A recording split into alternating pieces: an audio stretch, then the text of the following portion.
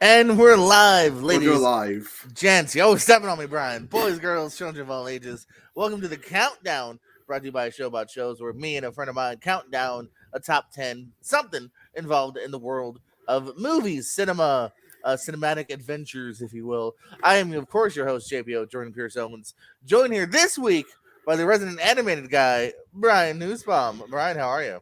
It's good. It's been a long one in development, and it's finally going to do it.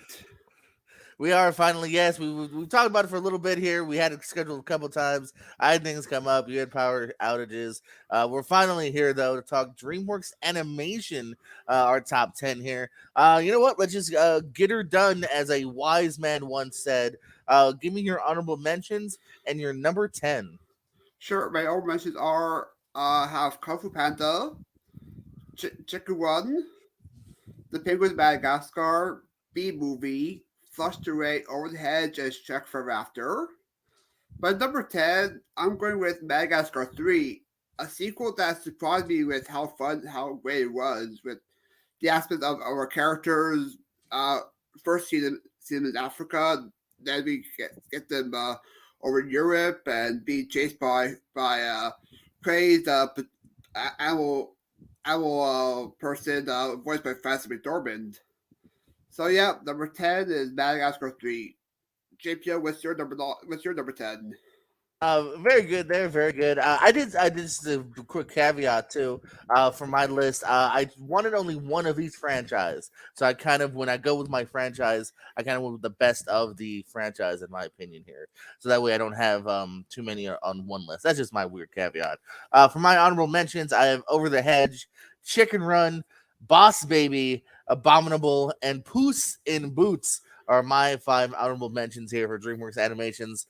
Coming in at my number 10, though, is the Croods, about the good old lovable caveman family, led by Nicolas Cage. I think it's pretty fantastic in the role here. One of my many future ex-wives, future wives in Emma Stone here, Ryan Reynolds, so on and so forth here. One of the last, I think, things too that Cloris Leachman did, R.I.P. Yeah, just a fun, really lovable, fun little universe they built here about, these cavemen trying to exist. Nicolas Cage being very overprotective of his family based on what the surroundings outside are. And yeah, we finally got a sequel a few years later, which was also a decent amount of fun here. So I don't mind this franchise. Number 10 coming for me is the Croods, as we bump up now to number 9. Number 9 for me, I'm going with the original Madagascar. This is even though I have the sequel lore, I quite have fun with the first one. It's all fun. The thing very underrated, actually. People don't really talk about this film being great. You got the I Like to Move It sequence by Sacha Baron Cohen, King Julian, and the penguins are a lot of fun in this. So number 9, Madagascar. JPO, what's your number 9? Very nice there. Yeah, I have some love for that too. And who doesn't love Move It? Even me and my mom enjoyed that. So sticking kind of in the Madagascar family here, my number 9 is going to be the Penguins of Madagascar, the spinoff we had here. So I guess I do kind of have 2 of one on my list here, because I'll talk a little bit more Madagascar coming up later. But for number 9, there's a reason we got a spinoff of these guys here. No major voices as far as the Penguins themselves. They were all kind of like, I don't know, I think animators, producers of the series, are just fun voice actors that they kept here. You do have the addition of Ben Cumberbatch amongst others here. And yeah, I just, from the Cheeto sequence that you remember from the trailer to, I think they name drop a lot of like celebrity references in this. Just a lot of fun here. There's a reason why these characters got a spinoff, both TV show and movie wise. There's the Cheetos. Penguins of Madagascar coming in at my number 9, as we bump up now to number 8. Number 8, I'm going with another underrated film. It is Megamind from 2011. This is a great send-up of like the superhero genre, when you got the bad guy voiced by Will Ferrell's origin of how he despises Brad Pitt's character Metro Man, and see how a villain ends up being a good guy with his whole creating a hero turned villain in Jonah Hill, which is pretty hilarious. To see Joy Hill as a superhero as character. So how yep number 8 Megamind, underrated. I actually think you're underrating it with how low it is on your list. That's how much I agree with you about it being underrated. Coming in at my number 8 here, I kind of hinted before, not even necessarily knowing where it was going to stand. I'm going to talk a little bit more about Madagascar. I'm actually going with, of all three Madagascars, Madagascar 2, Escape to Africa. I just remember feeling that this one for me hit it on, I think, the funny levels, but definitely I felt like this it had the best emotional arc as well, thrown in Bernie Mac as well, and kind of that character arc here. I just thought this, to me, kind of hit it the most on every level here, and to me was the most complete Madagascar film that I quite enjoyed. A sequel that I think I even slept on to a degree. It wasn't one that I necessarily rushed to, but do remember quite enjoying here. It's a fun trilogy, but weirdly enough, 2 sticks out for me at the end of the day. So number 8, Madagascar Escape 2 after. Get it? Because the 2 is in the Escape. You get it.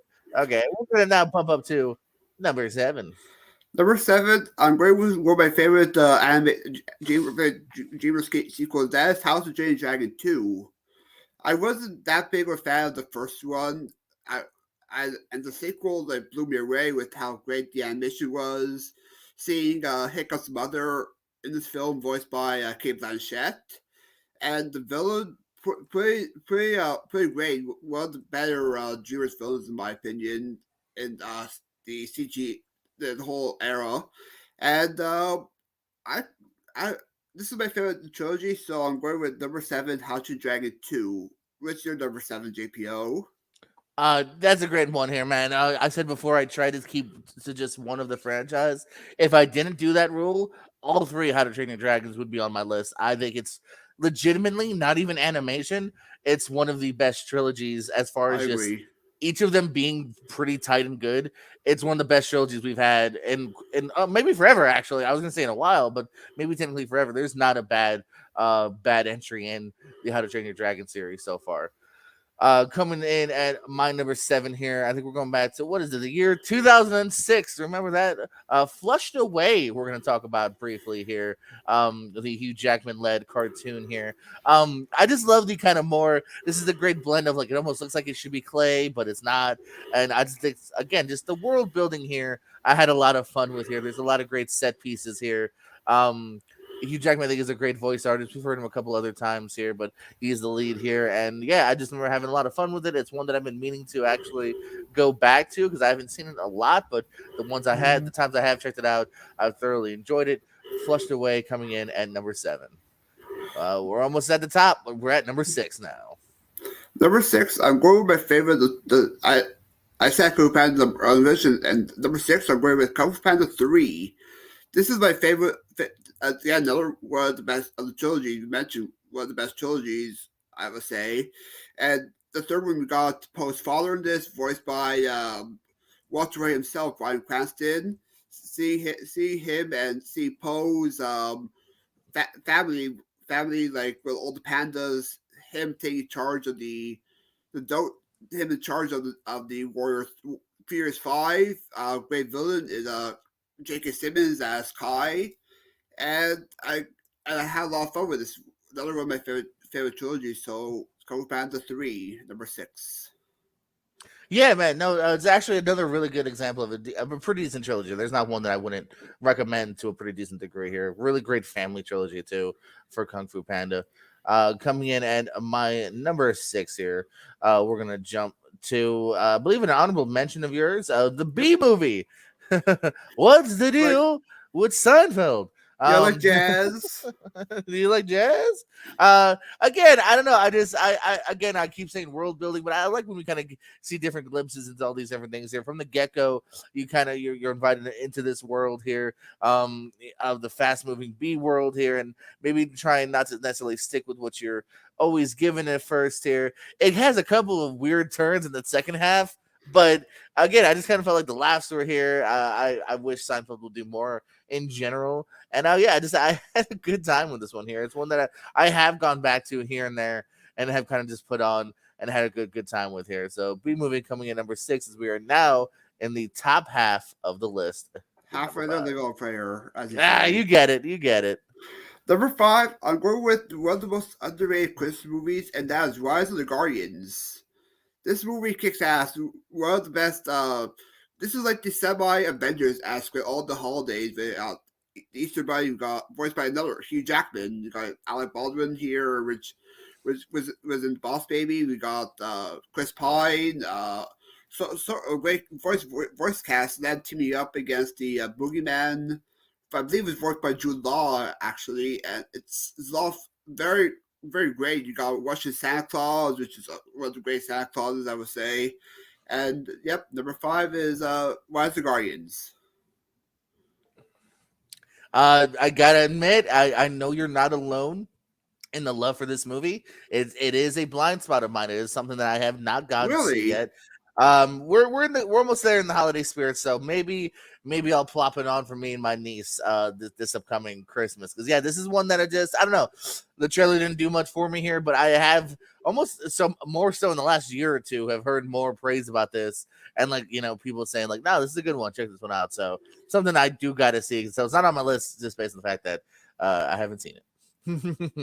Coming in at my number five here, one that was a pleasant surprise for me. I think I only saw it, I want to say, due to the movie pass days, which I believe is trying to come back, but that's a whole nother discussion another time. Captain Underpants, the first epic movie, and sadly, I'm guessing the last epic movie until they reboot it, probably.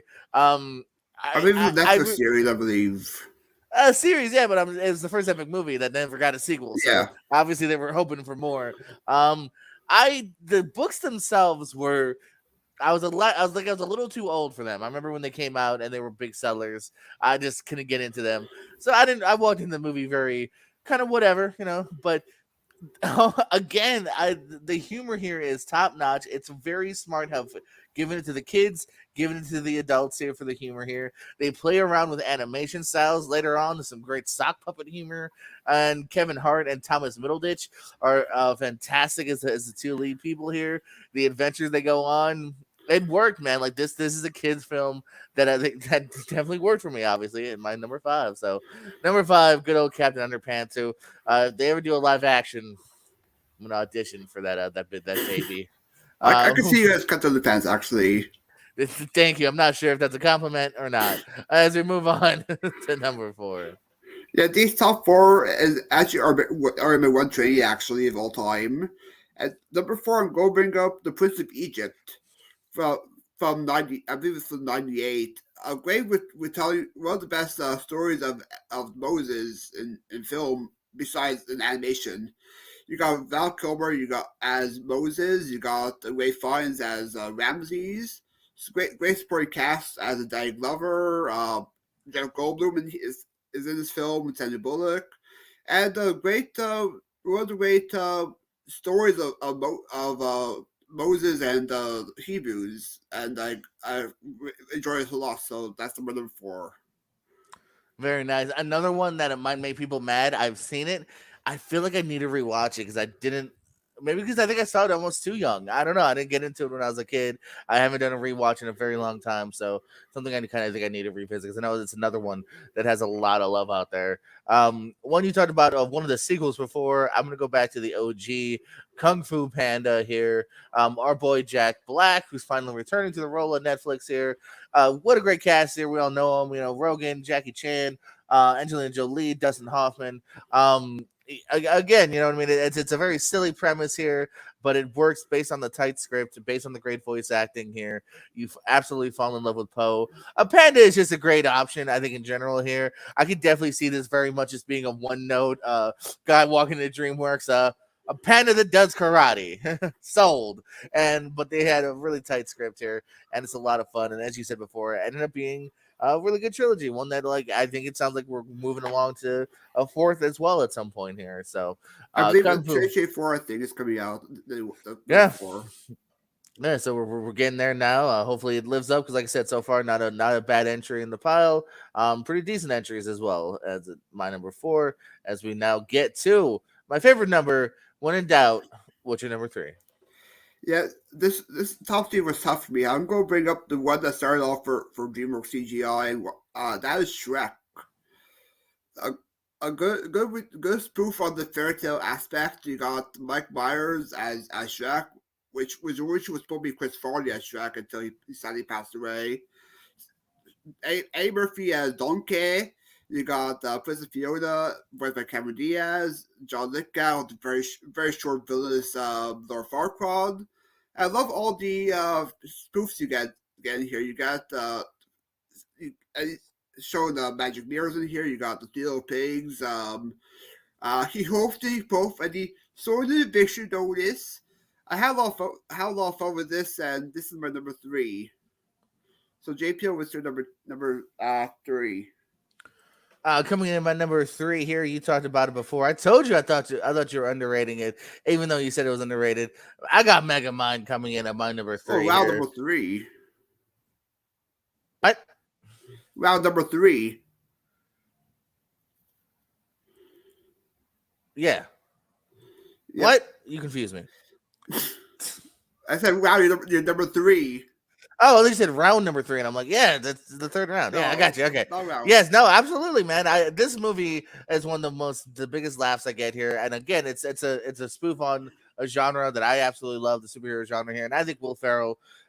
Maybe over this entire list is one of the perfect people for this here. If it's not Will Ferrell, I don't know if this movie is as funny as it is. I'm sure it would be good, but he was makes it great and puts it over the top here. I love the twist of the Brad Pitt character we find out about later here. David Cross as the assistant, I think is absolutely wonderful as well. And yeah, this movie just I think works so well, and is another one where it's a good rewatch as well here. If you haven't seen it in a little bit, go back to it now. Megamind coming in at my number three as we pop along to number two. Number two, I'm going to bring up one of the another stop motion film, and that is Wallace and Gromit: Curse of the Rare Rabbit. This is I loved Wallace and Gromit growing up. I loved how they got their feature film, and I'm surprised we didn't get other films of them.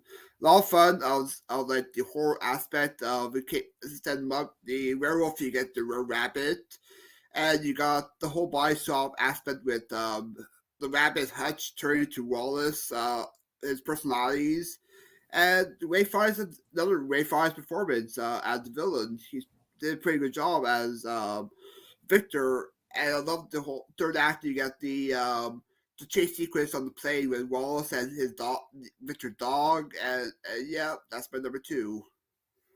What is your number two, JPO?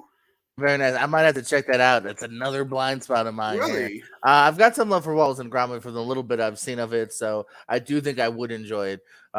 So I'll have to check that one out. Coming in at my number two now. I mentioned before, these last two were definitely tough for me because again, I could flip flop maybe if you ask me a week from now. But number two, I mentioned as one of the best trilogies we've had, and I'm actually gonna go for the closing chapter here. I'm going for How to Train Your Dragon, The Hidden World. I will say, kind of like an Avengers Endgame, it has a bit of a cheat for me as far as you're so connected to these characters and this battle and the journey with the parents and both him and his dragon that it does have a bit of an advantage because you've been invested up to this point here.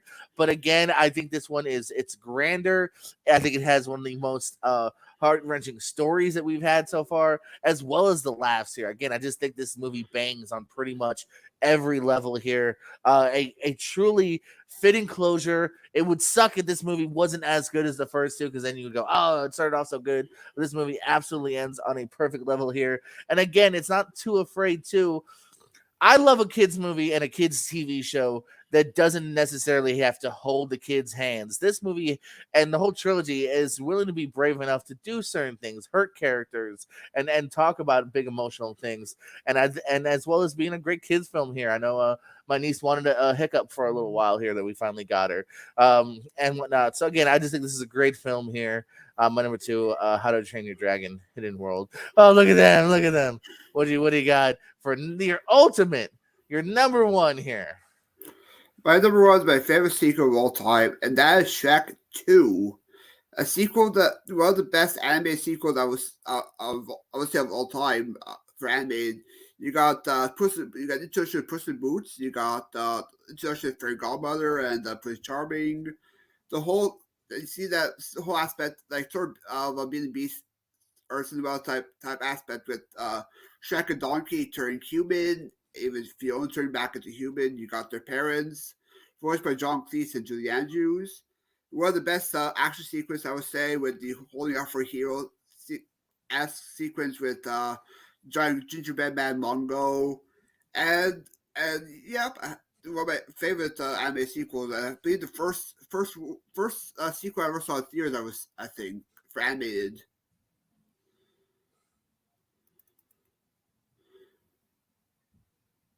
You good? Yeah, are you? Okay. Yeah. I know. I know. Then we'll just make sure you're done. No. Yeah. Very good one here, man. Again, if I had done multiple sequels, that also would have been on here because it's a great follow up here. That's almost. I wonder if that's subjectively in my mind what I was thinking about when I said How to Train Your Dragon, because that one is a great example of the first two are awesome, and then Shrek the Third happened. Yeah. So coming in at my number one here, you talked about it earlier, kind of the one that really I think put them on the map. That's the OG. That's Shrek, 2001. Hard to choose between this and Shrek 2 for sure. I think Shrek 2, you almost could argue, I think it's a little bit funnier. But again, man, I love the ending of this. I love the meeting of him and Donkey for the first time. I just think it's absolutely spectacular here. And then, like I said, I do love the ending here. I'm a big ending fan here. John Lithgow too, as well. This is pretty much his only his only Shrek, and he's fantastic as Lord Farquaad. The world building again here. Shout out to a lot of these movies here, man, that I've shouted out about world building here with the Gingerbread Man and having the spoofs of other movies here, having the laughs for the adults, for the kids, making it look fantastic. Still holds up pretty decently, I feel, as far as the looks wise as well. Definitely doesn't feel too outdated. Maybe a tiny bit at some sequences, but the other sequences are absolutely beautiful still. So I had to go for the OG Shrek here coming in and my number one. Brian, if you like, run down your top 10 one more time here of DreamWorks animation movies. Sure. Number 10, Madagascar 3. Number 9, Madagascar. Number 8, Megamind. Number 7, How to Train Dragon 2. Number 6, Kung Fu Panda 3. Number 5, Rise of the Guardians. Number 4, The Prince of Egypt. Number 3, Shrek. Number 2, Curse of the Rare Rabbit. And number 1, Shrek 2. Very nice here. Gonna quickly go over mine as well as share my letterbox. Follow me over at letterbox. Wait, did I share the right one? I didn't. I shared the wrong one. That's my main screen. Damn it. I'm a professional. Follow me at Letterboxd. This is the list I wanted to share. Coming in at my number 10, the Croods. Number 9, the Penguins of Madagascar. Number 8, Madagascar Escape to Africa. Number 7, Flushed Away. Number 6, B Movie. Number 5, Captain Underpants, the first epic movie. And number 4, Kung Fu Panda. Number 3, Megamind. And number 2, How to Train Your Dragon. 3. And number 1 is Shrek. Those are our top 10 for DreamWorks animation movies here. Brian, it's been a pleasure chatting about some DreamWorks animation. These good lists here too, man. I like that we had some differences here. We're both able to shout out some different movies. Any plugs or parting words you have here for us, Brian? Sure. Plugs. You can find me here sometimes being Richie and Trivia. I compete in trivia on the Flycon Network. I judge movie battleground debates most time wherever the schedule comes out available for. Well, I appear on the Movie Hero Network sometimes. I think next time I'm on is Steve Mason's Top 64, I believe. And yep, and other trivia spaces you can find me on. Absolutely follow him in all those endeavors, all those great shows and channels that we're friends of here over at the Peersco. Like and subscribe on here. What we got? Chris Diaz throwing out his list here. 10 How to Train Your Dragon 3, 9 Madagascar 3, 8 Megamind, 7 Shrek. Shrek's so low. 6 Wallace and Gromit, 5 Kung Fu Panda, 4 Prince of Egypt, 3 How to Train Your Dragon, 2 Shrek 2, 1 How to Train Your Dragon 2. Big fan of 2. Great movie here. Yeah, that neither one of us. Yep. Yeah, it's a good list by Chris here as well. It shows you the differences, opinions that people have, but shows you that there's some bangers here for DreamWorks animations. Don't be sleeping on them. If you haven't seen any of those movies, check them out. They're all good and worth your time, especially if you got kids or young ones, or you just have a young heart like we and Brian do. Like, subscribe, tell a friend, tell an enemy. Good night. We love you more than you'll ever know.